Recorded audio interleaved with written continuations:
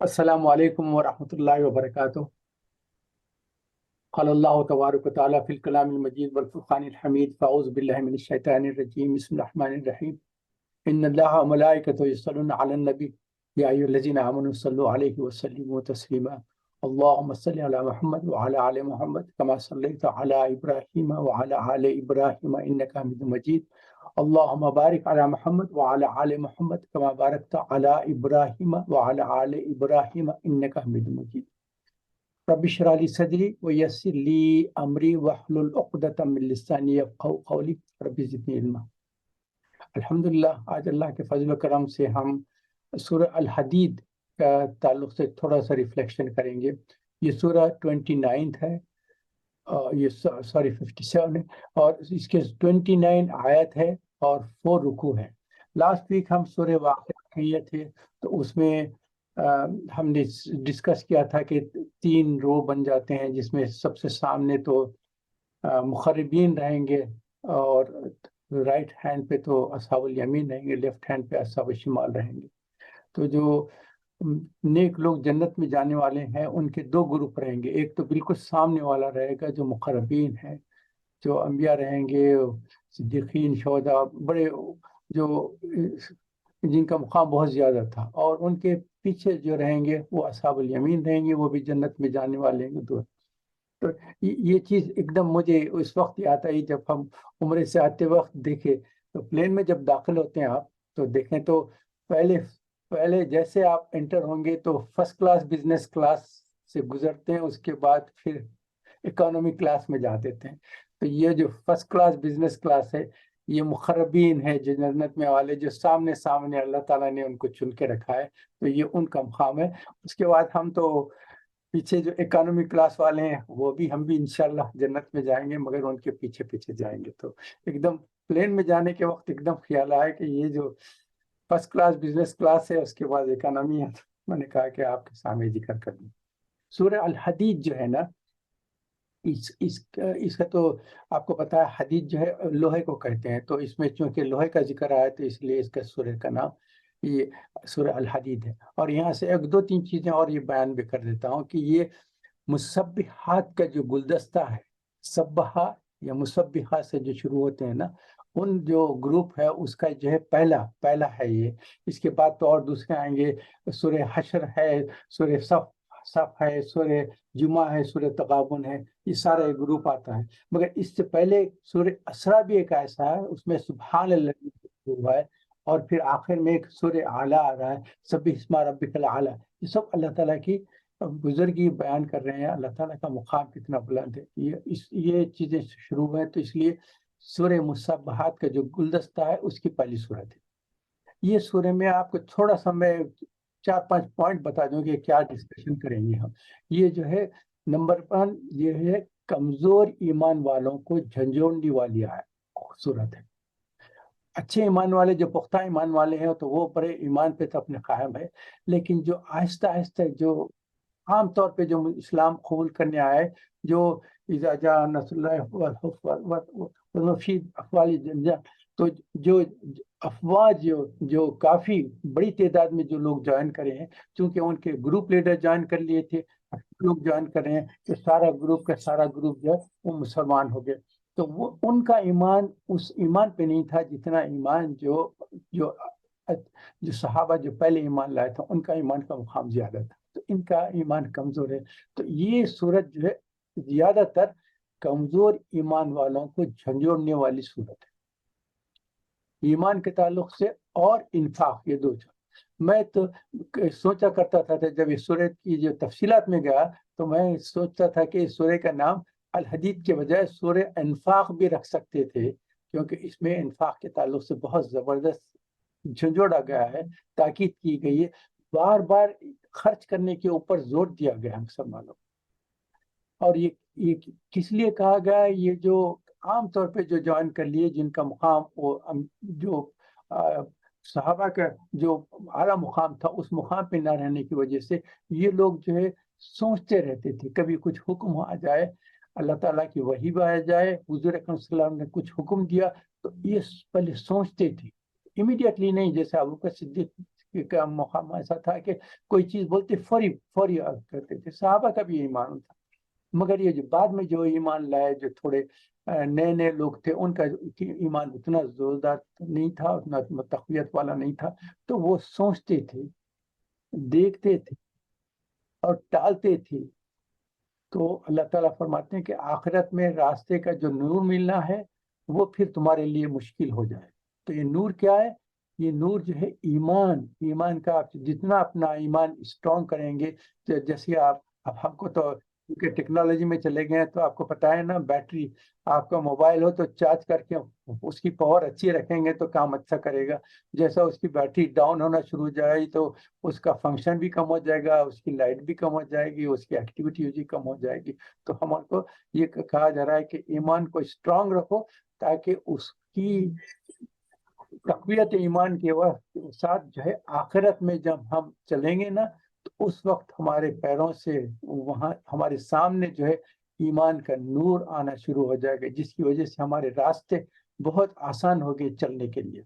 یہ واحد صورت ہے جس میں یہ نور کا ذکر کیا گیا ہے جو چلنے کے لیے، اس کے علاوہ قرآن میں اس تعلق سے کہ ذکر نہیں آیا۔ ویسے قیامت کے اور جنت اور دوزخ کے واقعات تفصیل سے آئے ہیں، مگر جو چلنے کے لیے جو نور ہے اس کا ذکر صرف اسی صورت میں ہے۔ اس میں جو ہے دو تین پوائنٹ جیسا پہلے بتا دے، کمزور ایمان والوں کے لیے جھنجھوڑا گیا ہے۔ دوسری چیز یہ راستے کے نور کی بات کی گئی ہے جو میں نے ابھی آپ کو بتایا۔ نمبر 3 جو ہے روحانیت کے تعلق سے یہاں تھوڑا سا مینشن کیا گیا۔ نمبر 4 میں کہتا ہوں بدعت کیا ہے اور بدعت کی کیا چیز ہے، اس کے تعلق سے کچھ بیان کر لیں گے، مگر اب اس وقت ہم کوئکلی ہم تھوڑے سے اس کے ڈسکشن میں چلے جاتے ہیں۔ دیکھیں تو پہلے جو 6 آیت ہیں اس سورے کے، وہ اللہ تعالیٰ کی بزرگی کے تعلق سے، اس کے صفات کے تعلق سے بیان کیا گیا۔ اللہ تعالیٰ کی جو صفات بیان کیا، العزیز، بہت قدرت والا، طاقت والا، پاورفل، اس کے ساتھ الحکیم بھی بیان کیا گیا۔ کیونکہ کیا ہوتا ہے پاور سے، کیا ہے پاور جب آ جاتی ہے نا، تو پاور جو ہے مسلیڈ ٹو لاٹ آف انیکویلٹیز، انجسٹس۔ کیونکہ اب دنیا میں دیکھتے ہیں نا، جس کے پاس جو ڈکٹیٹر آ گیا، جو پاورفل ہو گیا، وہ کسی کو کیری نہیں کرتا، نہ کچھ بیلنس کرتا ہے، جو دل میں آئے وہ کر دیتا ہے۔ تو مگر اللہ تعالیٰ کی قدرت جو ہے اتنی زبردست قدرت ہے، اس کے ساتھ ساتھ اللہ تعالیٰ اپنی اس قدرت کے لیے حکمت کو استعمال کیے گئے ہیں، کہ یہ اللہ تعالیٰ ایسا نہیں کہ اپنی جو قدرت ہو بالکل نظام استعمال کریں گے، نہیں، اس کو ایک حکمت کے تحت استعمال کریں گے۔ تو العزیز کے ساتھ الحکیم بھی کہا جاتا ہے۔ اس کے بعد اللہ تعالیٰ کے بعد دوسرے صفات بیان کیے گے، وہ اللہ تعالیٰ بادشاہ ہے، اس کی حکومت ہے آسمانوں پر، زمین پر، اور اس کے درمیان جو کچھ ہے سب پہ اس کی حکومت ہے۔ اللہ تعالیٰ زبردست قدرت والے ہیں، ان کی قدرت کا کیا پوچھنا، اس کی قدرت کے تعلق سے ہم بہت ڈسکس بھی نہیں کر سکتے۔ اچھا، اس کے بعد جو کہا گیا ہے وہ الاول والآخر والظاہر والباطن، یہ جو الفاظ آئے ہیں، یہ قرآن میں جو آئے ہیں، اس کے تعلق سے ڈاکٹر اسرار احمد صاحب جو ہے سورہ الحدید کی جو تفسیر کیے ہیں، وہ اباؤٹ 15 آورس سے، آپ سوچتے ہیں کہ 15 آورس سے، اس میں میرے پاس ان کے اس سورہ حدید کی جو تفسیر ہے، اس کے جو ہے تقریباً 6 آور کی میرے پاس تفسیر ہے اس کی، مگر انہوں نے جب یہ آیت آئی تھی اس وقت بیان کیا کہ امام فخر الدین رازی تفسیر کبیر میں کہے ہیں کہ یہ جو آیت ہے اس نے مجھے بڑے پریشان کر دیا، کہ وہی اول ہے، وہی آخر ہے، وہی ظاہر ہے، وہی باطن ہے، تو پھر ہم کون ہیں؟ ہمارا تو کوئی مقام ہی نہیں ہے۔ وہ تو ظاہر ابتدا بھی وہی ہے، انتہا بھی وہی ہے، اوپن بھی وہی ہے، ہڈن بھی وہی ہے، تو پھر دوسری مخلوقات کہاں چلے جائیں؟ تو یہ بہت خاص چیز ہے اس کے تعلق سے۔ ایک یہاں میں چونکہ وظاہر اور باطن کے ایک حدیث بیان کر دیتا ہوں، اس کے بعد پھر تفسیر میں چلے جائیں گے۔ یہ حضرت عائشہ رضی اللہ تعالیٰ عنہ فرماتے ہیں کہ یہ حدیث ہے، امام احمد میں ہے، مسلم میں ہے، ترمذی میں ہے، اور بحیقی میں ہے۔ حضرت ابو ہریرہ رضی اللہ عنہ کہتے ہیں کہ حضرت عائشہ نقل کرتے ہیں کہ حضور اکرم صلی اللہ علیہ وسلم جب کہتے کرتے تھے انت اول فلیس قبلک شیء وانت الآخر فلیس بعدک شیء وانت ظاہر فلیس فوقک شیء وانت الباطن فلیس دونک شیء، یعنی تو ہی پہلا ہے، تجھ سے پہلے کچھ نہیں، اور تو ہی آخر ہے، تیرے بعد کچھ نہیں، تو ہی ظاہر ہے، کہ تجھ سے کچھ کوئی چیز آگے نہیں ہے، کوئی تجھ سے اوپر نہیں ہے، تو ہی باطن ہے اور کوئی تجھ سے مخفی نہیں، ہر چیز ہی ہے۔ یہ حدیث تھی تو میں نے بیان کر دی۔ تو هو الاول والآخر والظاہر والباطن، یہ اس کے بعد پھر دوسری صفات بیان کیا۔ اللہ تعالیٰ ہر چیز پر اللہ کا علم حاوی ہے، ہر چیز اس کے اندر ہے، کوئی چیز اس سے چھپی نہیں۔ اس کے بعد کہتے ہیں کہ وہ جانتا ہے جو زمین میں جاتا ہے۔ زمین میں کیا چیزیں جاتے ہیں؟ بارش جاتی ہے، یہ آپ جو بیج ہے نا، سیڈس وہ کرتے ہیں، اس میں ہے، اور کریچرس ہے، یہ ورمس وغیرہ، یہ بھی زمین میں چلے جاتے ہیں، اور اس وہاں سے کیا نکلتے ہیں؟ کھیتی نکلتی ہے، پھل پھول نکلتے ہیں، درخت نکلتے ہیں، میٹلز نکلتے ہیں زمین سے، آئل نکلتا ہے، گیس پیٹرولیم نکلتی ہے، اور پھر جب اندر سے ہیٹ پیدا ہوتی ہے تو لاوا نکلتا ہے، زمین سے نکلتا ہے۔ تو یہ چیزیں زمین سے جو نکلتے ہیں وہ بھی جانتا ہے اللہ تعالیٰ۔ اور جو آسمان سے نازل ہوتے ہیں، کیا آسمان سے کیا نازل ہوتے ہیں؟ بارش نازل ہوتی ہے، آسمان سے وحی آتی ہے، آسمان سے احکامات آتے ہیں، آسمان سے رحمت کے فرشتے بھی آتے ہیں، اللہ تعالیٰ کا رحمت بھی آتی ہے، اللہ تعالیٰ کا عذاب بھی آسمان سے آتا ہے۔ اور پھر جو آسمان کی طرف چڑھتا ہے وہ کیا کیا چیزیں ہیں؟ روح ہے، جب انسان مر جاتا ہے اس کی روح آسمان کی طرف جاتی ہے، دعائیں ہیں، ہماری دعائیں زمین سے آسمان کی طرف جاتے ہیں، اعمال ہے، ہمارے اعمال جو ہے زمین سے آسمان کی طرف جاتے ہیں، ملائکہ ہے، جو فرشتہ ہیں جو زمین پہ آئے ہیں اور پھر واپس آسمان پہ جاتے ہیں، حتیٰ کہ شیاطین بھی آسمان کی طرف جانے کی کوشش کرتے ہیں، مگر وہاں سے شہاب ثاقب مار کر ان کو واپس کر دیا جاتا ہے۔ اس کے بعد کمزور ایمان والوں کو جھنجھوڑا گیا، اللہ اور اس کے رسول پر صحیح طریقے کا ایمان اور یقین کرنے کے لیے کہا گیا، پھر سے دل میں پختہ ایمان کر لو، حکم کی جو ہے پابندی کر لو، اور جب خرچ کرنے کا حکم ہو تو دیر نہ کرو ورنہ پچھتائیں گے۔ خرچ کرنے لے کے بار بار کئی طریقوں سے سمجھایا جاتا ہے۔ آپ کو پتا ہے اللہ تعالیٰ نے سورہ ملک میں کیا فرمایا؟ اعوذ باللہ من الشیطان الرجیم، تبارک الذی بیدہ الملک وعلی کل شیء قدیر الذی خلق الموت والحیات لیبلوکم ایکم احسن عملا۔ ہم کو دنیا میں بھیجنے کا مقصد کیا ہے؟ کہ ہم کو ٹیسٹ کریں گے کہ تم کو دنیا میں بھیجا ہوں میں، یہ جو تمہاری جو زندگی ہے اس میں تم دنیا میں رہتے ہوئے میرے احکامات کی کتنی پابندی کرتی ہیں، میرے فرما برداری کتنی کرتی ہیں، میری شکر گزاری کرتی ہیں۔ یہ سارا ٹیسٹنگ گراؤنڈ ہے، یہ ایگزامینیشن ہال ہے۔ اور اللہ تعالیٰ کبھی تکلیف سے، کبھی مصیبت سے، کبھی غربت سے، کبھی پریشانی سے، کبھی بیماری سے آزماتے ہیں، اور کبھی دولت و مال سے، صحت سے، تندرستی سے، فری ٹائم سے، خوبصورتی سے، خاندان سے، حکومت اور شہرت اور طاقت و قوت سے، کبھی ٹیلنٹ دے کر، کبھی پوزیشن دے کے اس کا بھی امتحان لیتے ہیں، اور وہ بھی ایک آزمائش ہوتی ہے۔ نعمتوں کا پھر سوال ہوگا۔ تو بعض مرتبہ یہ ہے کہ مصیبت جو آتی ہے نا، تو جب کوئی مصیبت آتی ہے تو مسلمان کیا کرتا ہے؟ صبر کرتا ہے، تو اللہ تعالیٰ اس کا اجر عظیم عطا فرماتا ہے۔ اور کبھی نعمتیں دیتا ہے، اس کا شکر ادا کرتے ہیں تو پھر اللہ تعالیٰ اس سے بھی راضی ہو جاتا ہے۔ تو مصیبت میں صبر کرنا اور راحت میں نعمتوں پر شکر کرنا، یہ دو چیزیں ہمیشہ یاد رکھیے، کیونکہ ہم ان دونوں حالات سے گزرتے رہتے ہیں۔ کبھی ہمارا ٹریبلیشن بھی ہوتا ہے تو اس وقت صبر کریں اور اللہ سے کہیں کہ اللہ تعالیٰ یہ آپ کی مدد کے بغیر ہم اس مصیبت سے گزر نہیں سکتے۔ اور جب نعمتیں عطا فرماتے ہیں پھر اللہ کا شکر ادا کریں کہ اللہ تعالیٰ میں نعمتوں کا میں حق ادا نہیں کر سکوں گا، میری مدد کیجئے کہ ان نعمتوں کا آپ کو پتہ ہے نا، اسرائیل کے بنی اسرائیل میں 3 لوگوں کا واقعہ ہوا تھا، جو میں اس کے پہلے بیان کیا ہوں کئی مرتبہ، مگر پھر بھی اگر ہو تو 1-2 منٹ کے لیے کوئکلی بیان کر دیتا ہوں تاکہ پھر سے ہمارے لیے ہو جائے۔ بنی اسرائیل میں اللہ تعالیٰ نے 3 لوگوں کو ٹیسٹ کرنے کے لیے فرشتے کو بھیجا۔ فرشتہ 3 لوگ کون تھے؟ ایک تو ایسا تھا جزامی تھا جس کو کوئی اسکن ڈیزیز تھا، دوسرا یہ تھا اس کا کچھ ہیئر کا پرابلم تھا جو گنجا بول سکتے ہیں، گندے قسم کے بال تھے، جھڑنا شروع ہو جاتے۔ تیسرا شخص ایک اندھا تھا، بلائنڈ پرسن۔ تو پہلے شخص کے پاس گیا جو جزامی تھا، اس کے پاس فرشتہ گیا، انسانی شکل میں جا کر اس سے کہا کہ دیکھو میں تمہارے پاس آیا ہوں सिर्फ पूछने के लिए कि कोई तुम्हारी कोई ख्वाहिश है जिसको मैं हो सकता है कि पूरी कर दूं। उसने कहा कि भाई मुझे देख रहे हैं ना, मेरी स्किन कंडीशन ऐसा है कि लोग मुझसे दूर भागते हैं, कोई नजदीक नहीं आना चाहता, मेरे से बातचीत नहीं करता, मुझे कट ऑफ कर दिए हैं। अगर ये मेरी कंडीशन दूर हो जाए ना, तो इससे बढ़ के नेमत मुझे कुछ नहीं है। तो फरिश्ते ने उसके चेहरे पे हाथ फेरा और उसके जिस्म पे हाथ फेरा, जिससे पूरा skin skin condition completely clear होके बेहतरीन खूबसूरत जिस्म हो गया। वो देखकर बहुत खुश हुआ। उसने कहा कि ये तो बड़ी नेमत मिल गई। उसके बाद फरिश्ते जाने से पहले कहा कि आपको कौन सा जानवर पसंद है जो मैं आपको गिफ्ट देना चाहता हूँ। उसने कहा कि मुझे ऊंट पसंद है। तो फरिश्ते ने फौरी एक प्रेग्नेंट कैमल लाकर उसको दे दी, दे के कहा कि अब एंजॉय करो आपकी लाइफ। उसके बाद चलेगा। उसके बाद फिर दूसरे शख्स के पास गया, जिसके पास जो है बालों का प्रॉब्लम था, गंजा था, कुछ हेयर का प्रॉब्लम था, उसका निकलते नहीं थी या बहुत गंदगी की हालत में थी।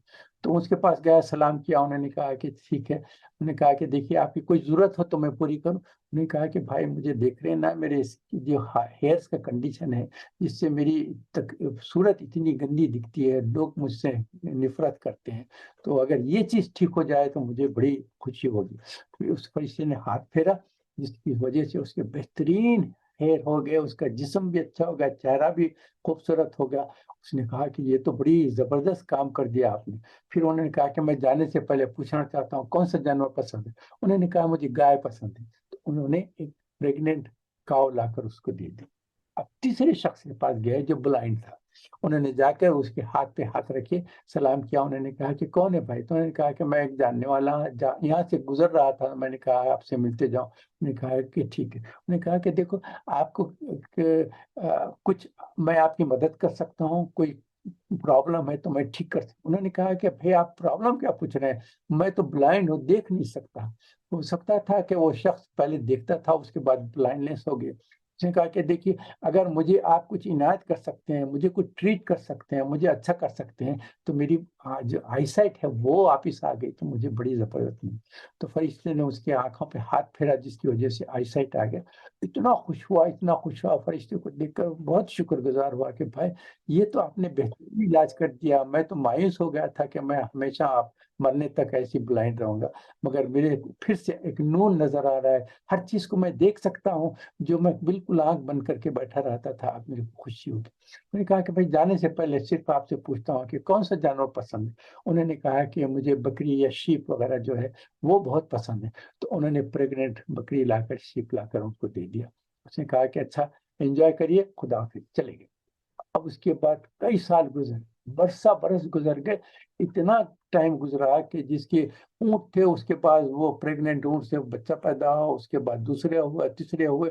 उसके बाद एक सिलसिला ऐसा चला कि उसका जो गार्डन था वो ऊंटों से भर गया। उसके पास चूंकि दौलत को आगे, दो सहबाब जो छोड़कर भाग गए थे, देखे कि इसका चेहरा भी अच्छा हो गया है, इसकी कंडीशन भी ठीक हो गया, और मालो दौलत भी मिल गई। उस वक्त की मालो दौलत जानवर थी, काश्तकारी कर रहे हैं। तो सारे लोग उसके पास आके बैठना शुरू कर दिए। ये भी एक है ना दुनिया में, जहाँ आपके पास माल और दौलत और पोजीशन आ जाए, तो जो नहीं मिलने वाला है वो भी आके आपको सलाम करेगा, बैठेगा, कहे कि फुला की दोस्ती में मैं बैठता हूँ, उनकी उस सोहबत में हूँ। अगर वो पहले उसकी जो जुजामी कैफियत थी उस वक्त तो दूर भागते थे, कोई करीब आना भी नहीं चाहता, मगर अब इस वक्त उसके साथ बैठ के वक्त गुजारना अपने लिए बड़ी नेमत समझते थे। तो इसके पास आ गया। फिर दूसरा जो था उसके पास गायों का भर गया, बाग भर गया, उसके जमीन भर गई। उसके पास भी लोग आना शुरू करते हैं, मिलना बैठना शुरू करते हैं। जो अंधा आदमी था उसके पास भी जो है अल्लाह ताला ने बकरियों का इतना तादाद कर दी कि बढ़ गया, और सारे लोग उससे आके दोस्ती होके मिला। अब ये कई सालों के बाद फरिश्ता पहले शख्स के पास आया। आके उसके पास देखा तो सारे लोगों में बैठा हुआ है, तो लोगों से हटाते करते उसके करीब पहुंच के सलाम किया।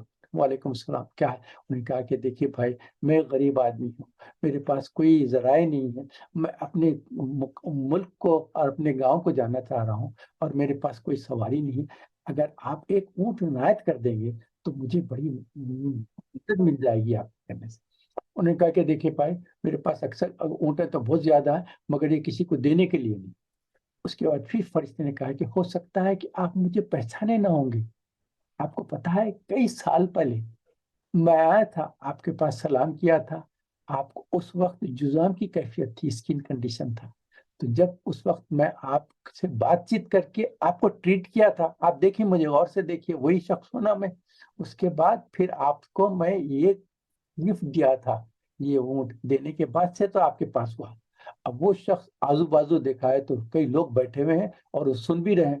اب انہوں نے کہا کہ یہ سب لوگوں کے سامنے میری ہتک ہوئی۔ اس نے کہا دیکھو بھائی، آپ سے کچھ غلط فہمی ہو گئی، جو آپ سمجھ رہے ہیں نا وہ شخص میں نہیں ہوں، کوئی دوسرے شخص کے ساتھ آپ کریں گے، میں تو ہمیشہ سے تندرست رہا ہوں، بہترین اسکن کنڈیشن رہا ہے، خوبصورت رہا ہوں، اور ہمیشہ سے میں مالدار ہوں، میرا خاندانی ورثہ چل رہا ہے، دیکھو لوگوں سے پوچھو، دیکھو میرا کیا مقام ہے۔ لوگوں نے کہا کہ ہاں یہ تو بڑے مقام والے ہیں، ان کے پاس تو ہے۔ فرشتے نے کہا کہ بھائی آپ بھول گئے، میں آیا تھا، لیکن چلیے آپ نے مجھے ریجیکٹ کر دیا نا، تو میں اللہ سے دعا کرتا ہوں کہ اللہ آپ کو پہلی جو کنڈیشن تھا اس میں واپس لا لے۔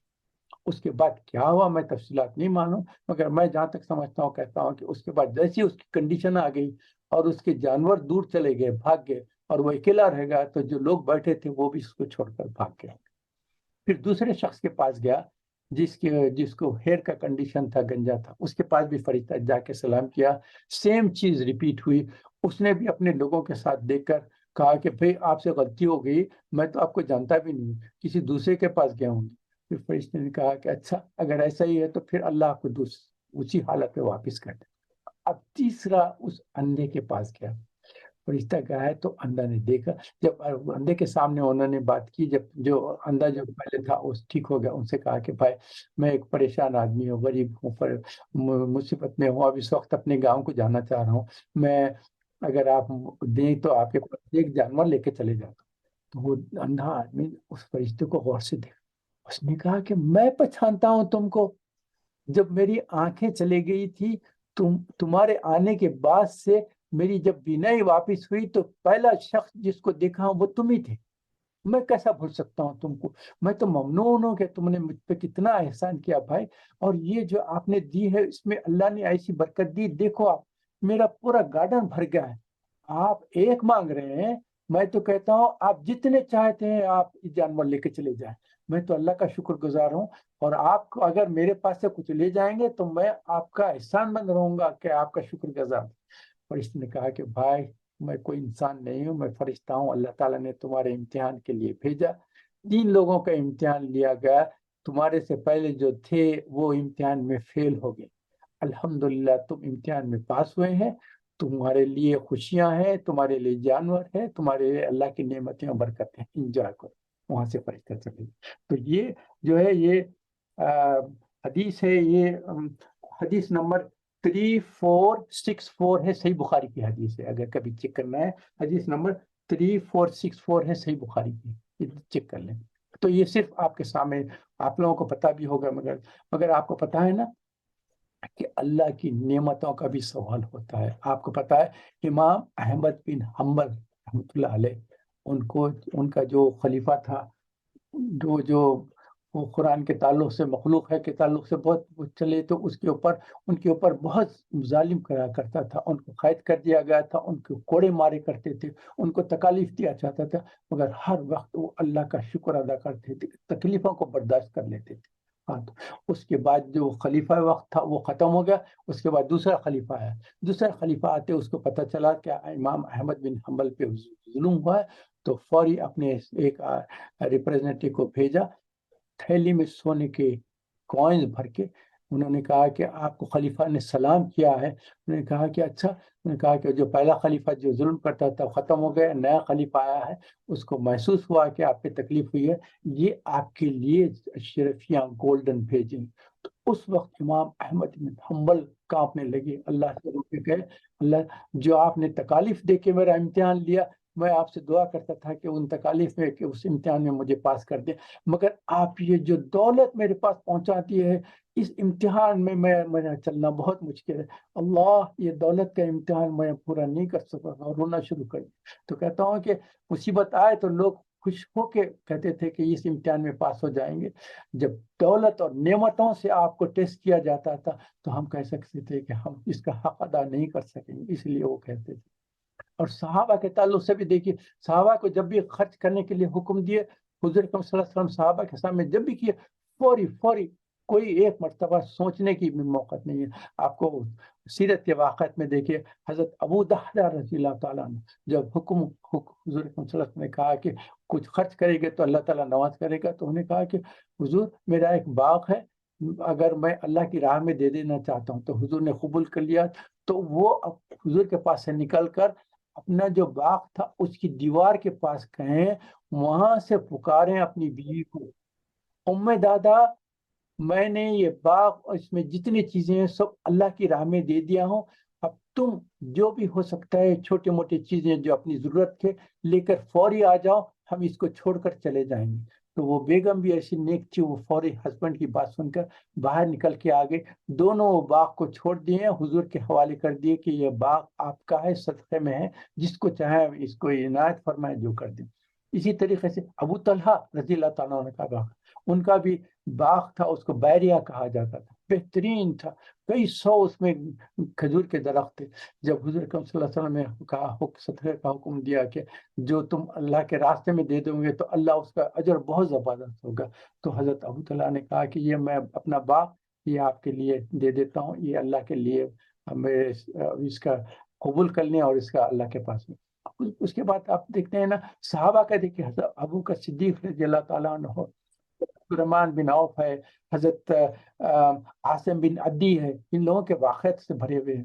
ابن عقیل تھے، ان کے بھی واقعات ہیں، میں تفصیلات میں نہیں جانا چاہتا، مگر آپ لوگوں کو سب کو پتا ہوگا. اور یہ سب آخرت کے لیے جمع ہو جاتا ہے.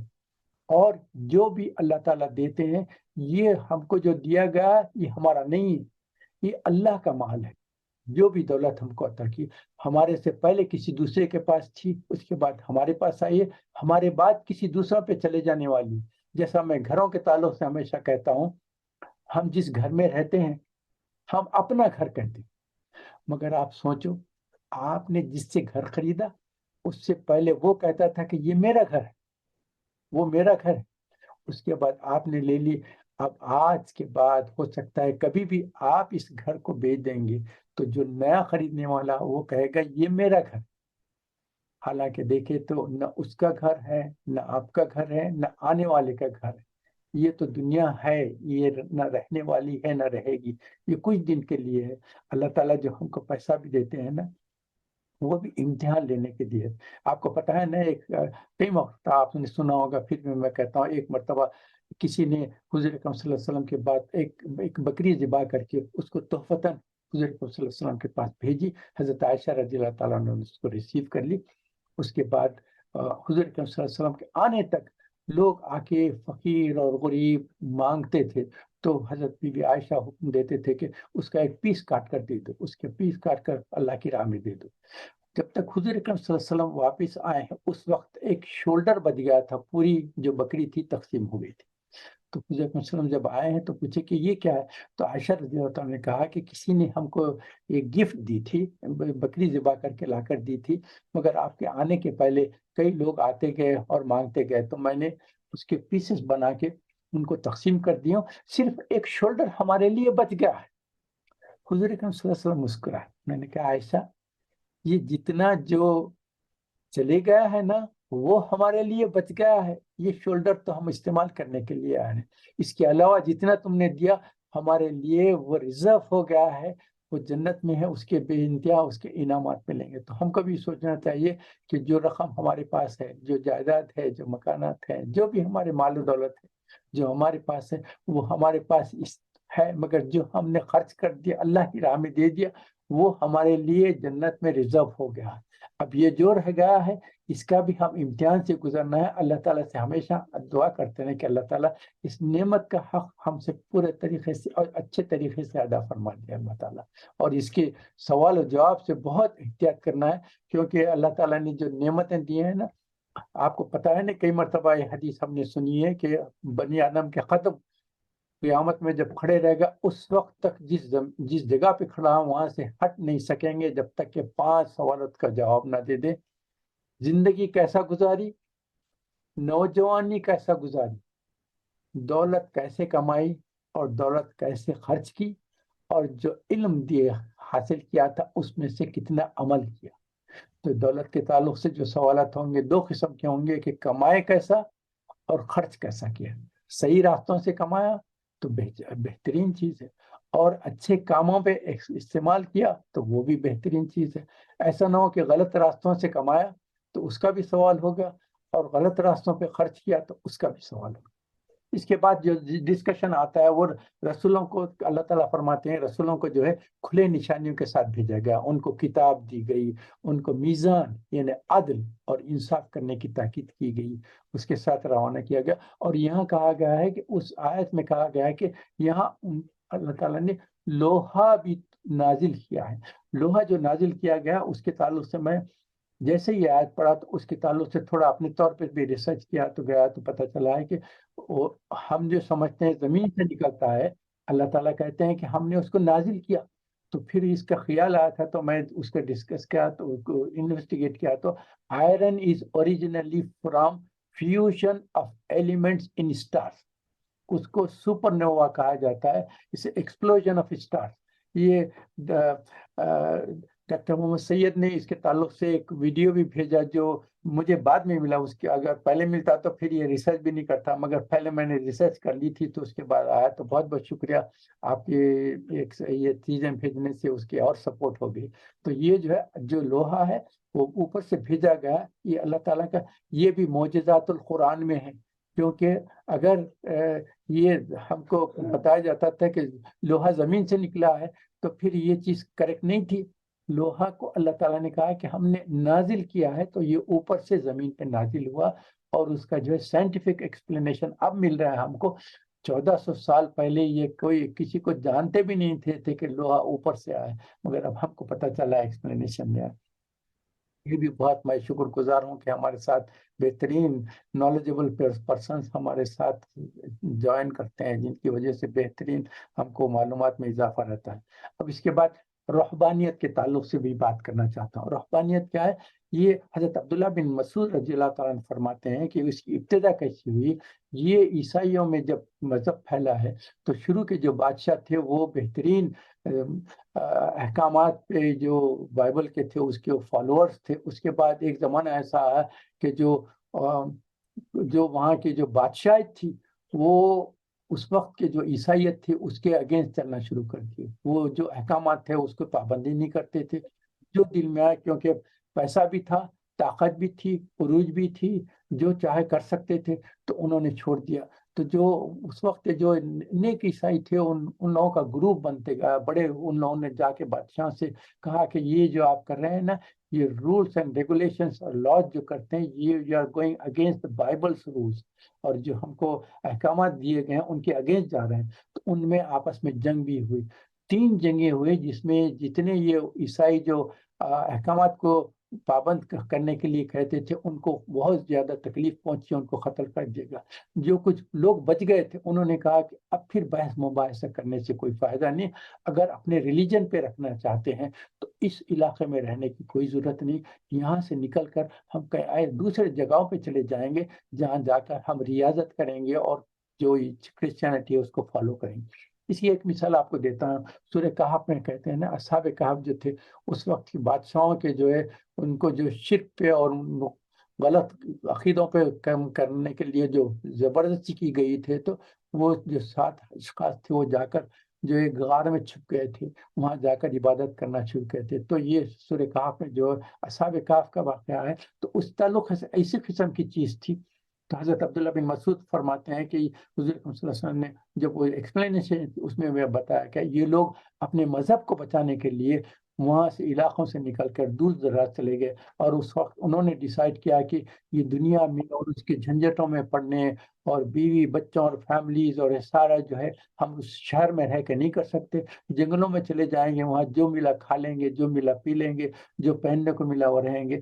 اس لحاظ سے رہبانیت شروع ہو گئی عیسائیت میں، جس کا اللہ تعالیٰ نے حکم نہیں دیا تھا. اللہ تعالیٰ فرماتے ہیں کہ رہبانیت کا ہم نے حکم نہیں دیا، کیونکہ رہبانیت کی ہمارے پاس کہ اللہ تعالیٰ نے جو انسان کی تخلیق کی ہے اس کی فطرت میں، اس کے نیچر میں رہبانیت نہیں ہے. پیدا کیا گیا آدم علیہ السلام کو، ان کی بیوی کو پیدا کرنے کے بعد ہم سورہ نساء کی پہلی آیت جو پڑھتے ہیں نا، تو ان کی تخلیق کرنے کے بعد کیا ہو، انسانوں کو پھیلا دیا گیا. اور انسان پھیلے کیسے ہیں، ان میں ایڈیشنس کہتا ہوں گے، شادی کرنے سے، خاندانوں سے، بیوی بچوں سے، اس سے ہوگی۔ اگر لوگ شادی کرنا بند کر دیں گے تو پھر تخلیق کیسا اسپریڈ ہوگی؟ تو یہ اسی لیے نیچر میں ہے، اور انسان کی جو ہے فطرت میں ہے کہ انسان میاں بیوی رہیں گے، بچے رہیں گے، خاندان رہیں گے۔ تو رہبانیت کی کوئی ضرورت نہیں تھی، مگر اس وقت کی حالات کے لحاظ سے انہوں نے اختیار کیا۔ اور اسلام میں کہا گیا کہ اسلام کی رہبانیت کیا ہے؟ جہاد ہے، جد و جہد کرنا، اس اپنی زندگی میں کرنا، اس کو ہمارا رہبانیت کی ہے۔ وہ اس کے ساتھ تو اب آپ دیکھیں گے تو اگر تفہیم القرآن میں اگر جائیں گے تو سورہ حدید کے تعلق سے جو رہبانیت ہے اس کے تقریباً 4 یا 5 پیج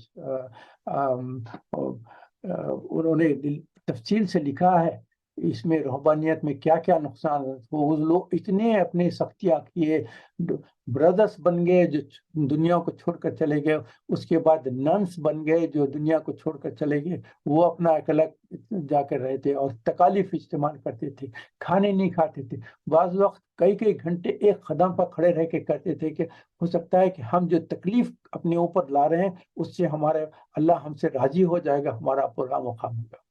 اور اپنے آپ کو جسموں پہ مارا کرتے تھے، اور اس میں تفہیم میں بتایا گیا ہے کہ کئی بعض تو ایسے تھے کہ کئی کئی برس پانی نہیں نہاتے تھے، بعض تو جگہوں پہ بعض ایسے نن تھے جو اپنے پیروں کو دھوتے بھی نہیں تھے کہ اس میں جیسی بھی گندگی ہے، چہروں کو نہیں صاف کرتے تھے، بالوں کو نہیں صاف کرتے تھے، کوئی جسم کو بھی پانی نہیں نہاتے تھے تو اس میں کتنی گندگی ہو، اور پرانے کپڑے پہنا کرتے تھے، پھٹے کپڑے پہنا کرتے تھے، اپنے اوپر یہ ساری کر کے کہتے تھے کہ یہ رہبانیت ہے، یہ ہم اللہ کو اس طریقے سے خوش کریں۔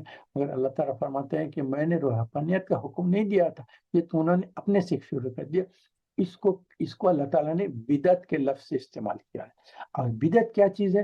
بدعت جو ہے، جو اسلام میں اس کا اور اللہ کے احکامات میں کوئی اس کا مقام نہیں۔ بدعت دیکھیں تو یہ شروع ہوتا ہے، اللہ تعالیٰ اپنے کو کیا کہتے ہیں؟ بدیع السماوات والارض، آسمان اور زمین کو اللہ تعالیٰ بنانے والا ہے، کیسا؟ وداؤٹ اینی بیس۔ اب آپ کوئی کارپینٹر سے کہیں کوئی میز بناؤ تو وہ کہے گا کہ مجھے لکڑی لا کر دیکھے اور نیلس لا کر دیں، یہ ٹولس لا کر دیں گے تو میں اس لکڑی سے میز بناؤں گا۔ اللہ تعالیٰ کو کسی بیس کی ضرورت نہیں، آسمان اور زمین کو بغیر بیس کے بنائے ہیں، تو بدیع السماوات والارض۔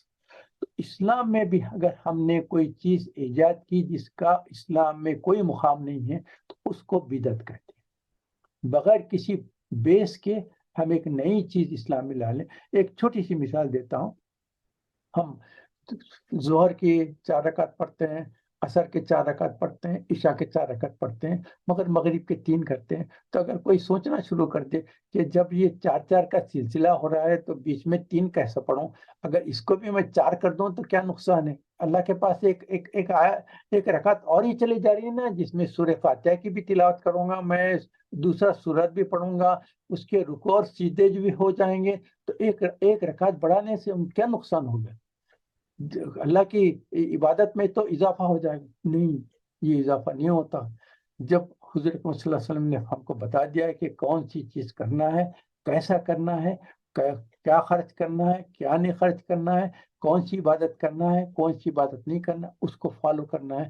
تو دین کیا ہے؟ اللہ تعالیٰ کے احکام کی پابندی کرنا۔ کیسی پابندی کرنا؟ جو حضور صلی اللہ علیہ وسلم نے خود کی ہے اور جس کی تاکید کی ہے اور ہمارے لیے سنت چھوڑ دی ہے، اس لحاظ سے کریں گے تو ہم جو ہے مسلمان اور مومن کہہ دیں۔ مومن اور موحد میں فرق ہے۔ موحد کس کو بولتے ہیں؟ جو اللہ کو ایک مانے، اور مومن وہ ہے جو اللہ کو ایک مانے، حضور اکرم صلی اللہ علیہ وسلم کے بتائے ہوئے راستے پہ چلتے ہوئے اللہ کو ایک مانے، تو وہ اس کو مومن کہتے ہیں۔ اور اگر صرف کسی نے کہا کہ میں اللہ کو ایک مانتا ہوں مگر اور کسی چیز کو فالو نہیں کرتا، تو اس کو ہم کہیں گے وہ موحد ہے، اللہ کو ایک جاننے والا ہے، مگر اس کو مومن نہیں کہیں گے، کیونکہ وہ اگر حضور اکرم صلی اللہ علیہ وسلم کے بتائے ہوئے راستہ پہ نہ چلے تو وہ چیز ہے۔ تو یہ رہبانیت کے تعلق سے اور بدعت کیا ہے۔ مگر ایک چیز یہاں بتا دوں، اسلام میں ایک چیز اجتہاد بھی ہے۔ اجتہاد کیا ہے؟ کہ ہو سکتا ہے حضور اکرم صلی اللہ علیہ وسلم کے زمانے میں نہ ہو، مگر علماء نے قرآن اور حدیث کی روشنی میں جو چیزوں کی ضرورت تھی اس کے تعلق سے کہا گیا ہے کہ یہ کر سکتے ہیں. اور اس معاذ بن جبل رضی اللہ تعالیٰ عنہ تھے جو اس اجتہاد کے تعلق سے ان سے آپ کو تفصیلات معلوم ہوں گے. جب یمن کا گورنر بنا کے بھیجا گیا تو حضرت صلی اللہ علیہ وسلم نے پوچھا کہ معاذ تم کو ایک نئے علاقے میں بھیج رہا ہوں, وہاں کے حالات میں کوئی پرابلمس ہو تو کیسے سالو کرے. انہوں نے کہا کہ قرآن سے. حضور نے فرمایا فرض کرو اگر قرآن میں کوئی اس کی دلیل نہ ملی تو کیا کریں. انہوں نے کہا پھر سنت سے, کیونکہ میں آپ کے ساتھ گزرا ہوں. حضور نے فرمایا فرض کرو کہ کوئی ایسا موقع آ گیا ہے, کوئی ایسا پرابلم سالو کرنے کا ہے جس میں تم کو قرآن سے بھی کچھ مدد نہ ملی اور سنت سے بھی نہ ملے, تو کیسا سالو کریں گے. تو انہوں نے کہا اس وقت میں قرآن اور سنت کی روشنی میں اجتہاد کروں. فجتہد الفاظ نے حضور نے صلی اللہ علیہ وسلم کی پیٹھ پہ تھپکی دے کے کہا کہ بے شک یہ چیز کرنا چاہیے, کیونکہ قیامت تک کئی نئے ڈیولپمنٹس میں ہوں گے جس کا جو ہے حضور اکرم صلی اللہ علیہ وسلم کی سنت سے بعض مرتبہ واسطہ نہیں ہوتا, کیونکہ دنیا میں ڈیولپمنٹس آ گئے. اب جیسا مائکرو فون شروع ہو گیا, اب جو یہ ویڈیو شروع ہو گئے ہیں, یہ کمیونیکیشن کے سسٹم ہو گئے ہیں, اس وقت نہیں تھے. مائکرو فون جب شروع ہوا ایک زمانے میں بہت زبردست اس کے خلاف ہوا تھا کہ مسجد میں جب امام پڑھانے کے لیے مائکرو فون استعمال کیا تو لوگوں نے کہا کہ یہ بدعت ہے, کیونکہ حضور اکرم صلی اللہ علیہ وسلم کے زمانے میں کوئی مائکرو فون نہیں تھا, اور حضور اکرم صلی اللہ علیہ وسلم تو بغیر کسی مائکرو فون کے خطاب کیا کرتے تھے, جمعہ پڑھایا کرتے تھے. تو تم لوگ یہ جو مائکرو فون یوز کر رہے ہیں, اس سے اسپیکر جو لگا رہے ہیں, یہ بدعت میں. مگر اللہ تعالیٰ ہمارے علماء کو اللہ تعالیٰ ان پر رحمت و برکت نازل فرمایا. انہوں نے ایکسپلینیشن کیا. عبد القدیر صدیقی رحمۃ اللہ علیہ بڑے بزرگ ہیں فوزیہ کے, ہمارے آپ لوگوں کے خاندان والے بہت جانتے ہوں گے ان کو. تو انہوں نے اس مسئلے کے تعلق سے ایک فیصلہ لیا تھا جس کو لوگوں نے ایکسیپٹ لیا. انہوں نے کہا کہ دیکھو ہم جب امام جب نماز پڑھاتا ہے تو وہ لوگوں کی طرف منہ نہیں کرتا, تو اس کی جو آواز آ رہی ہے وہ آواز جو ہے ممبر سے ٹکرا کر اس کا ریفلیکشن لوگوں تک پہنچ رہا ہے. تو مائکرو فون بھی یہ ہے ریفلیکٹڈ وائس ہے, ڈائریکٹ وائس نہیں, کیونکہ امام لوگوں کے طرف منہ کر کے نماز نہیں پڑھا سکتا, لوگوں کے طرف پیٹ کر کے نماز پڑھا رہا ہے. تو اس کا جو وائس ہے ڈائریکٹ لوگوں کے پاس کیونکہ رخ نہیں ہے, تو وہ آواز جو ہے وہ ٹکرائی ہوئی آواز ہے, ممبر سے ٹکرا کے وہاں سے ریفلیکٹ ہو کے لوگوں کے کان تک آ رہے ہیں. تو مائکرو فون بھی جو ہے ریفلیکٹڈ ہے وائس, ڈائریکٹ وائس نہیں, ریفلیکٹڈ وائس ہے. اس کو ایکسیپٹ کرو. پھر لوگوں نے اس کو ایکسیپٹ کیا, ماشاءاللہ اللہ تعالیٰ ان کا درجہ بلند فرمایا, ان کے روح پر اپنی عنایتیں نازل فرمایا. تو الحمدللہ یہ اسکالرس کی وجہ سے بہت ساری چیزیں, تو اجتہاد کی یہ بتا. اچھا, اللہ تعالیٰ فرماتے ہیں کہ دیکھو دنیا میں جیسا نور کو پیدا کرتے رہو, ایمان کو اپنے مضبوط کرتے جاؤ, اس میں ڈیلی اگر, کیونکہ بعض حدیث ہے جس کا مفہوم یہ ہے کہ اگر ایک انسان کا ایمان جس حال میں تھا دوسرے دن بھی اسی حال میں رہا تو پھر اس نے نقصان کر دیا. مطلب یہ کہ second day every day the ایمان شوڈ انکریز ان انٹینسٹی. جیسے اب آپ موبائل ہے, جیسا میں نے بتایا نا, اس کی بیٹری ویک ہونا شروع ہو گئی تو آپ کا کیسا رہے گا. تو ہمیشہ آپ کیا کرتے ہیں, چارج کرتے جاتے ہیں, چارج کرتے ہیں. 50 ہے تو آپ کہتے ہیں 60 ہو جائے, 60 ہے تو 70, 70 ہو تو 80, 100 تک چاہتے ہیں, 100% چارج کرنا چاہتے ہیں. تو اپنے ایمان کو بھی چارج کرتے رہیں, بڑھاتے جائیں, تو اس کے فائدہ کیا ہوگا. قیامت کے وقت جب ہم چلنا شروع ہوں گے, جو اس میں جو آیت آئی ہے, جو نور آئے گا, اس سے آپ کو راستے نظر آنا چلے جائیں, آسانی ہو جائے گی. اور جو لوگ اس نور کو پیدا نہیں کیے دنیا میں, جو اس کو, اب آپ کے سامنے ایک سورہ توبہ کی ہے, سورہ توبہ ہے, اس کی آیت نمبر آپ کے سامنے کر دیتا ہوں. یہ سورہ توبہ کی آیت نمبر 24 ہے. اعوذ باللہ من الشیطان الرجیم, بسم اللہ الرحمن الرحیم. قل ان کان آباؤکم وابناؤکم واخوانکم وازواجکم وعشیرتکم واموال اقترفتموها وتجارة تخشون کسادها ومساكن ترضونها أحب إليكم من الله ورسوله وجهاد في سبيله فتربصوا حتى يأتي الله بأمره الله لا يهدي القوم الفاسقين. یہ تربصوا کا جو ہے یہ آپ دیکھیں تو سورہ حدید میں یہی آیا ہے. یہ سوچے تو انتظار کرتے رہے موقع کی, دیکھتے رہے کہ یہ حالات ٹھیک ہے نہیں ہے, ابھی کچھ کروں یا نہ کروں، ابھی اس خرچ کرنے کے لیے حضور نے حکم دیا ہے، فوری اس کے اوپر چلوں، یا کچھ تھوڑا سا ٹھہر کے دیکھوں کہ دیکھو کچھ دوسرے کے دینے والے دے دیں تو میرے دینے کی ضرورت نہیں ہے. یہ سوچتے رہے، دیکھتے رہے، ٹالتے رہے اور انتظار کرتے رہے. تو یہاں کہا گیا ہے کہ فتربصوا حتی یأتی اللہ بامری، اللہ کا حکم آ جائے گا کہ تمہارے پاس جو اللہ تعالیٰ جو فرما بردار بندوں کو جو اس وقت راستے میں چلنے کے لیے جو نور دیا تھا، وہ نور تم کو نہیں ملے گا. اس آیت کو ضرور اس کانٹیکس کے ساتھ دیکھیں اور اس سورہ حدید کی آیتوں کے ساتھ ملا کے دیکھیں. اللہ تعالیٰ فرماتے ہیں کہ اس وقت نور پیدا ہوگا. یہ نور کا ذکر صرف اسی سورہ حدید میں آیا، آگے کہیں کچھ قرآن میں کہیں نہیں آیا. تو انسان جب چلنا شروع کر دیں گے قیامت میں تو وہ راستہ بالکل اندھیرا کھٹا ٹوپ رہے گا، کوئی لائٹ نہیں، بالکل پچ ڈارک جو کنڈیشن رہے گی. اس میں کیسا چل سکیں گے؟ آپ ایک قدم بھی اٹھا نہیں سکیں گے کہ آگے پتہ نہیں کیا ہے، زمین بھی ہے یا کوئی گڑھا ہے یا کوئی پتھر ہے یا کوئی نکیلی چیز ہے جس پہ میں پیر رکھتے ہوئے چپ جائے گا، یا کوئی سانپ ہے، اژدہا ہے، کوئی نقصان دہ پہنچانے والی چیز ہے. مجھے کچھ نظر ہی نہیں آیا تو پیر کیسا اٹھاؤں؟ اس وقت جو نور آئے گا تو نور سے آپ کو سارا راستہ بالکل کلیئر آ جائے گا. جیسی روشنی آ جائے گی تو آپ انتہائی تیزی سے چلیں گے، نہ صرف چلیں گے بلکہ بھاگنے کی کوشش کریں گے. اور اس وقت اللہ فرماتے ہیں کہ تمہارے سامنے سے بھی نور رہے گا اور رائٹ سائڈ سے بھی نور آئے گا. اور اس کے تفصیلات میں بتایا گیا ہے اس تفسیر کی کتابوں میں کہ جو رائٹ سائڈ سے نور آئے گا وہ آپ کے اعمال صالحہ کا نور رہے گا. یہ جو سامنے نور آ رہا ہے وہ آپ ایمان کا نور رہے گا، اور رائٹ سائڈ سے جو آ رہا نیک اعمال صالحہ کا جو ہے وہ نور بھی آئے گا. تو یہ آتے چلے جائیں گے. اور ایک چیز یہاں بیان کرتے ہیں، یہاں جو ہے 3 انبیاء کا ذکر ہوا ہے، نوح علیہ السلام، ابراہیم علیہ السلام اور عیسیٰ علیہ السلام.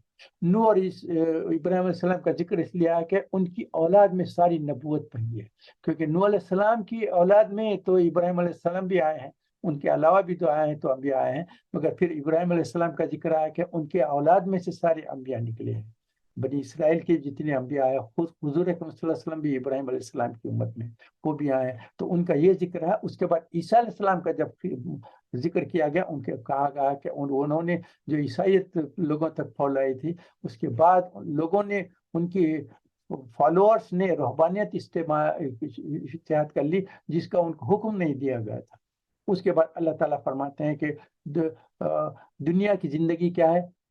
کھیل و کود ہے، لہو لہب ہے، زینت و سنگار ہے، فخر ہے، خوبصورتی ہے، خاندان ہے، دولت ہے، حکومت ہے، مال ہے، شہرت ہے، قوت ہے، ٹیلنٹس ہے، پوزیشن ہے. یہ سب اللہ تعالیٰ نعمتیں دیتے ہیں، تو ان کا شکر ادا کرو اور ان کا حق ادا کرو. ان کے اوپر پراؤڈ نہ ہو جاؤ کہ میرے پاس تو یہ ہے، تمہارے پاس تو کچھ نہیں ہے.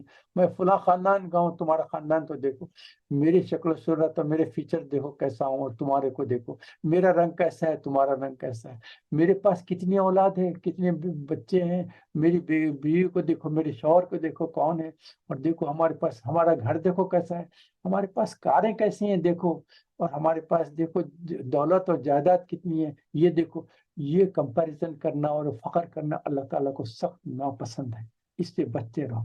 اور پھر ایک بات اور یہاں بیان کرنے، اس آیت ہے، آیت نمبر 23، اس کی ابتدا میں کہا گیا ہے کہ اعوذ باللہ من الشیطان لا کیلا لا تأسوا، لا کیلا تأسوا علی ما فاتکم، غم نہ کھایا کرو جو تم کو نہیں ملا. اللہ تعالیٰ کوئی چیز تم کو دے کر لے لیں تو کہہ دے کہ ہاں یہ ٹھیک تھی، جو اللہ کو پسند ہے وہ ٹھیک تھی. اگر یہ نہ سوچو اگر میں یہ کرتا تو شاید فائدہ ہو جاتا، اگر یہ نہ کرتا تو یہ نقصان نہیں ہوتا. یہ کبھی نہ سوچو، جو ہونا تھا ہو گیا، اس کے اوپر کبھی بھی افسوس نہ کرو. جو ہو گیا ہو گیا، کہنا کہ اللہ تعالیٰ نے یہ مقدر میں لکھا تھا، یہ ہونے والی چیز تھی، انہونی تھی، یہ میں کتنے بھی کوشش کرتا تو یہ چیز بدل نہیں سکتی تھی. یہ جو کچھ ہوئی ہے اس کو اپنے آپ کو اللہ کے احکامات پہ راضی کر دو، اپنے آپ کو راضی کر دو. غم نہ کھایا کرو جو تم کو نہ ملا، اپنے آپ کو اللہ تعالیٰ کے ساتھ راضی کر لو. ایک شعر آپ کے سامنے بیان کرتے ہیں، رضائے رب پہ راضی رہ، یہ حرف آرزو کیسا، رضائے و رب پہ راضی رہے، یہ حرف آرزو کیسا، خدا خالق، خدا مالک، خدا کا حکم تو کیسا، اس پہ آتے۔ اور پھر آپ کو بتاؤں، ایک اسکالر تھے، ایک ولی اللہ تھے، وہ کہتے تھے کہ یہ دنیا میں جو بھی ہو رہا ہے نا، یہ میری جس کی جو میری رضا ہے نا، جس سے میں راضی ہوتا ہوں دنیا میں، وہی ہو رہا ہے۔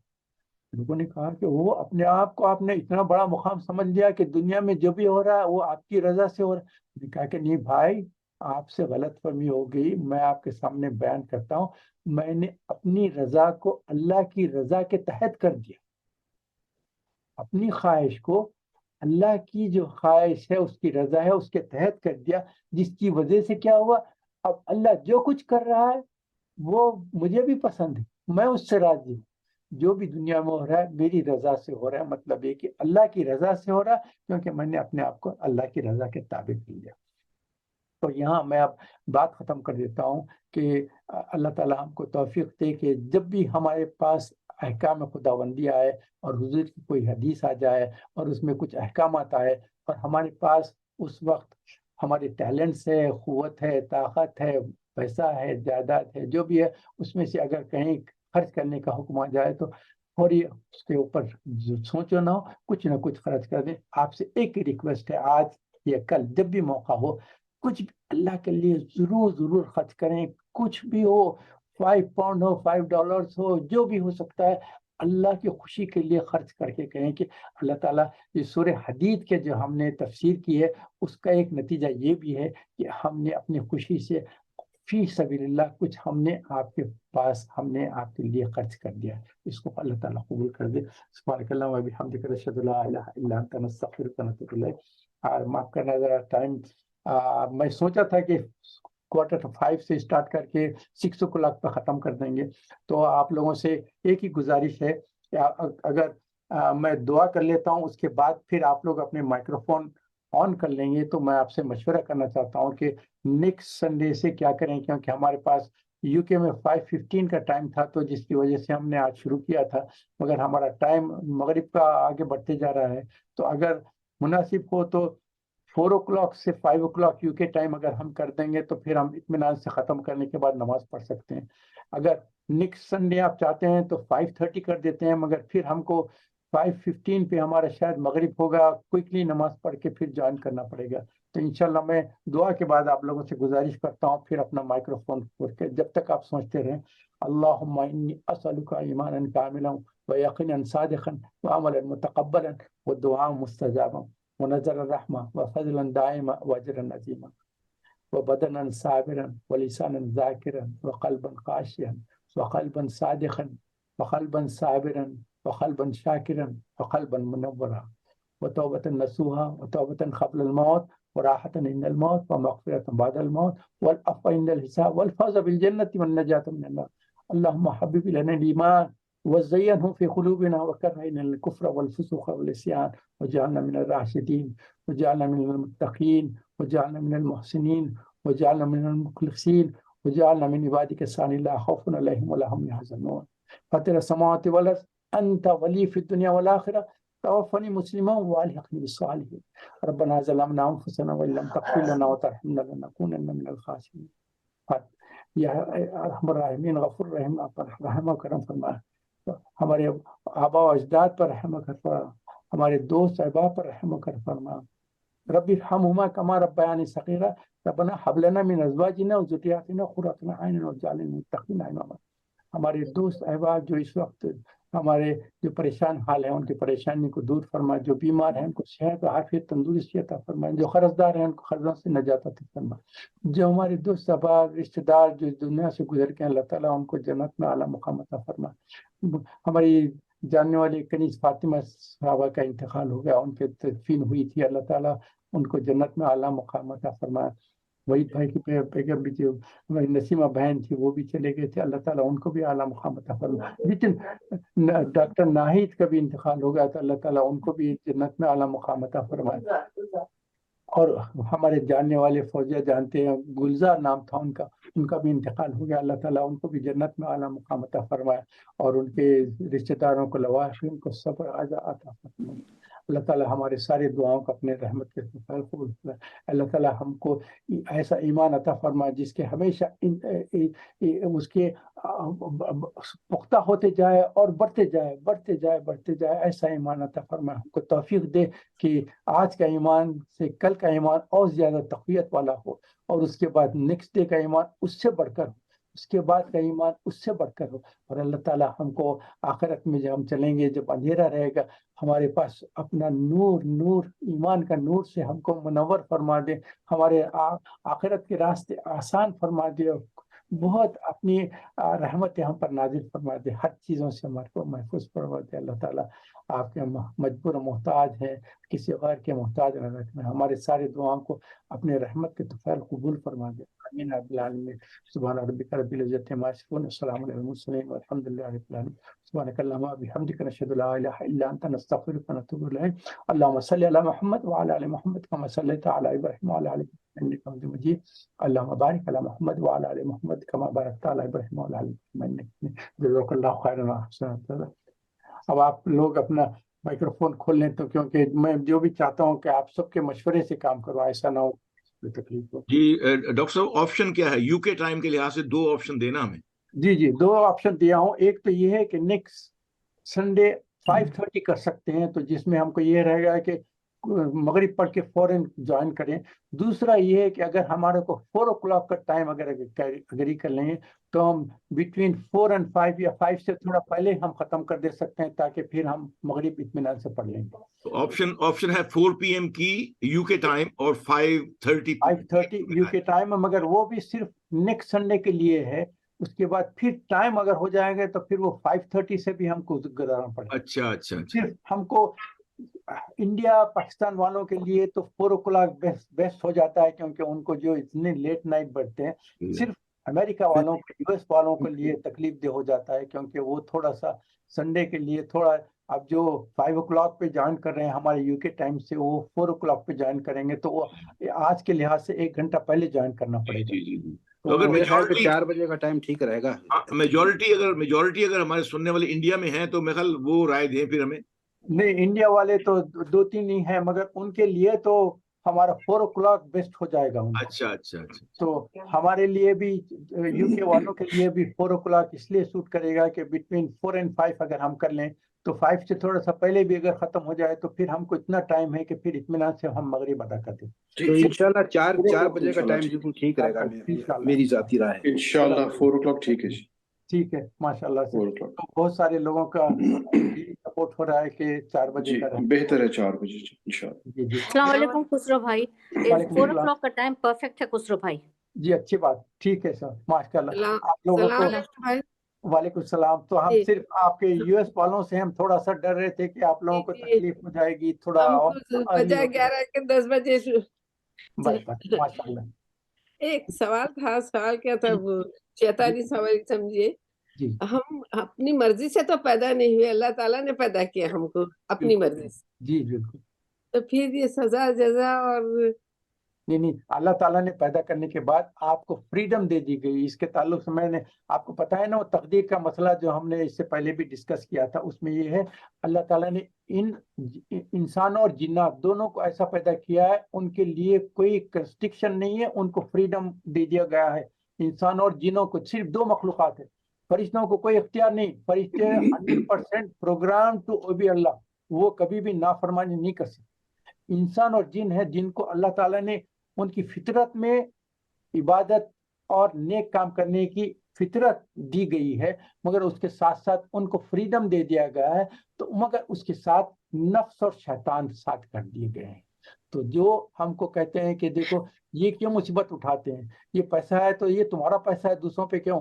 کوئی بھی پریشان حال ہے، ضرورت مند ہے، مگر آپ کے پاس صرف پیسہ بیٹھا ہوا ہے، تو کہتے ہیں کہ پھر میں اس کی کیوں مدد کروں.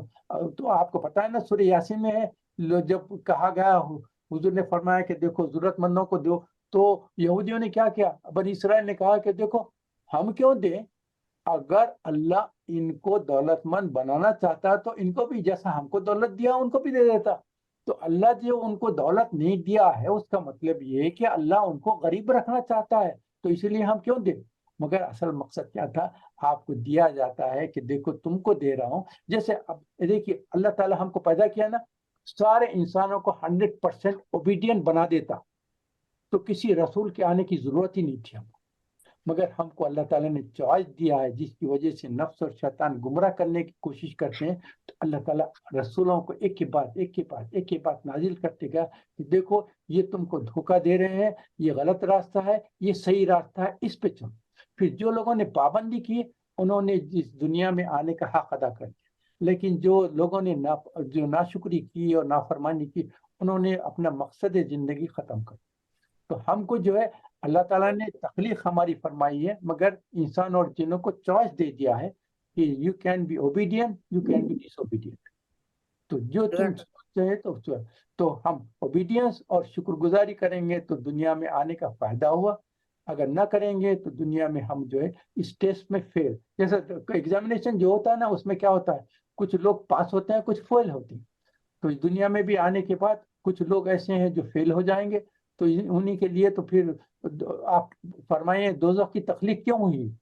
دوزخ کو بنانے کا مقصد یہی ہے کہ جو لوگ نافرمانی کریں گے, ناشکری کریں گے, جو اللہ کے احکامات کی جو جانتے بوجھتے, جب ہر چیز سمجھا دی گئی ہے اس کے بعد انہوں نے کہا کہ دیکھو ہم یہ, وہ کہتے ہیں نا کہ کل کی مرغی سے آج کا انڈا بہتر ہے. کہتے ہیں کہ بھئی یہ انڈا رکھیں گے تو کل مرغی بن جائیں گی, تو وہ تو اور بڑی چیز ہوگی, مگر I want something quickly now so that I can be benefit.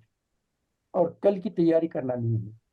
تو یہ تھا, میں جہاں تک ہو سکتا میں کوشش کیا سمجھانے کی, مگر ہو سکتا ہے مجھ سے ہر چیز کمپلیٹ سمجھ نہیں گئی.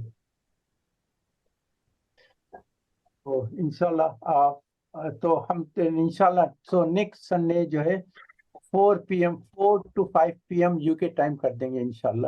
تو جو US والوں کو اگر تکلیف کچھ مجھ سے پہنچتی ہے تو میں ان سب سے دلی سے آپ لوگوں کی معافی چاہتا ہوں کہ آپ لوگوں کو تکلیف اگر ہوگی تو تھوڑا سنڈے ارلی ہونا شروع ہو جائے گا بس. اور کوئی خاص بات نارمل ٹائمنگ پہ آ جائیں گے انشاءاللہ. 4 to 5 کا جو ٹائم ہے وہ رہے گا. ہو سکتا ہے کہ 5 سے پہلے ختم کر دیں گے, مگر 4 o'clock پہ سٹارٹ کریں گے ہم.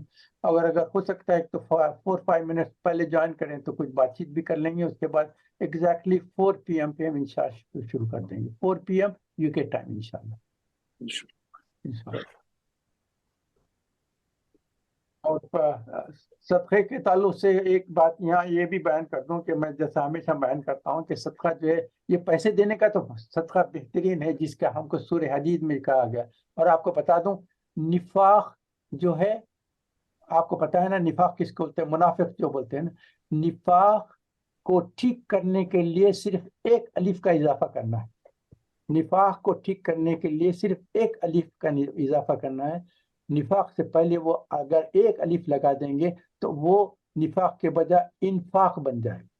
اور انفاق کیا, اللہ کے راستے میں, اللہ کی خوشنودی کے لیے اللہ کے راستے میں خرچ کرنا شروع کرنے کے تو کریے. اور یہ خرچ کرنا کیا ہے, یہ آپ غریبوں پہ بھی کریں, اپنے غریب رشتہ داروں پہ کریں, سب سے زیادہ حق ان کا ہے. کوئی غریب نیبر ہے تو اس پہ خرچ کریں, اس کا بھی حق ہے.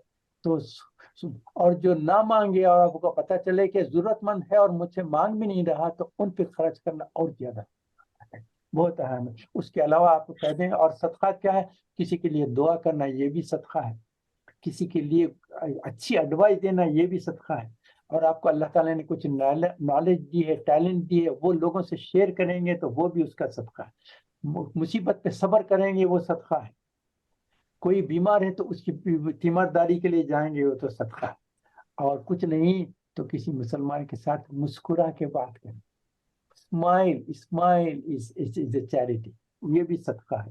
اور آپ کو ایک بات بتا دوں, اپنے خاندان میں اپنے بیوی بچوں کو کبھی ایک آدھ جب کھانا کھا رہے ہیں ایک لقمہ اپنے ہاتھ سے بنا کر ان کے منہ میں بھی دے دینا, یہ بھی صدقہ ہے. یہ بھی صدقہ ہے. لوگوں کو, مسلمانوں کو رسپیکٹ کرنا یہ صدقہ ہے. ان سے کوئی غلطی ہوگی تو ان کو فارگیو کرنا ہے, یہ بھی صدقہ ہے. یہ صدقے کے بہت سارے چیزیں ہیں. تو میں آپ کو بتا رہا ہوں کہ نان ایکسپینڈیچر کے بھی صدقات ہیں, ان کو بھی غور کریں, ان کے اوپر بھی اپنے آپ کو خیال رکھیں. چلیے الحمدللہ بہت سا وقت ہو گیا. انشاءاللہ نیکسٹ سنڈے 4 o'clock پہ جوائن کریں گے. تو نیکسٹ جو ہے سورہ مجادلہ ہے تو اس کو بھی پڑھ کے آئیں ماشاءاللہ سے. ہمارے پاس مجھے اتنی خوشی ہوتی ہے کہ ہمارے پاس جو جوائن کرنے والے ہیں بہت سارے اس میں اسکالرس ہیں, آپ کو پتا بھی نہیں. میری نالج سے بہت ہائی نالج ہے ان لوگوں کی, اور وہ کبھی مجھے مشورہ بھی دے دیتے ہیں کہ یہ چیز ایڈ کر لیں, وہ چیز ایڈ کر لیں, یہ چیز ایسی. تو ماشاءاللہ سے میں جو کرتا ہوں آپ کے سامنے صرف تھوڑے سے پوائنٹس پن اپ کر کے آپ کے سامنے شیئر کر لیتا ہوں, مگر اصل تفصیلات تو ان کو ماشاءاللہ سے ہے. اور ہمیشہ جیسا ریکویسٹ کرتا ہوں ایک مرتبہ اس صورت کی جو ہے تلاوت سورہ حدید کی تلاوت فرمائیں, اس کے ٹرانسلیشن پہ جائیں, اور آج ہم نے جو ڈسکس کی وہ سارے چیزیں آپ کے سامنے کھل کے آنا شروع ہو جائیں. سبحانک اللہم و بحمدک نشہد لا الہ الا انت نستغفرک ونتوب الیک. السلام علیکم ورحمۃ اللہ وبرکاتہ. وعلیکم السلام وعلیکم السلام ورحمۃ اللہ وبرکاتہ. جزاک